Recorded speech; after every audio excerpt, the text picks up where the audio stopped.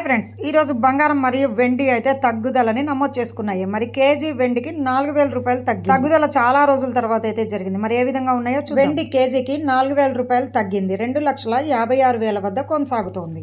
వెండి చాలా రోజులుగా పెరుగుదల నమోదు చేసుకుని 3 లక్షలు దాటుతుంది అనుకున్నాం. కానీ ప్రస్తుతం అయితే ధరల తగ్గుదలని నమోదు చేసుకుంటున్నాయి. కొనడానికి మంచి టైం. ఇక వెండిని బార్ల రూపంలో కొంటే మనకి నిల్వలకైతే ఉపయోగపడతాయి. రెండోది బంగారం ధర. ఇక 24 క్యారెట్ల 1 గ్రామ్ బంగారం ధర పైన 38 రూపాయలు తగ్గి 13,582 వద్ద కొనసాగుతోంది. మరి 1 గ్రామ్ బంగారం తగ్గినప్పుడు 10 గ్రాములకు కూడా తగ్గుతుంది కదా. సో 380 రూపాయలు 10 గ్రాములకి తగ్గింది. 1,35,820 రూపాయల వద్ద కొనసాగుతోంది. ఇక 22 క్యారెట్ల బంగారం. మరి దీంతో అయితే ఆభరణాలే తయారు చేస్తారని తెలుసు కదా. సో 1 గ్రాముకి 35 రూపాయలు తగ్గి 12,450 రూపాయల వద్ద కొనసాగుతోంది.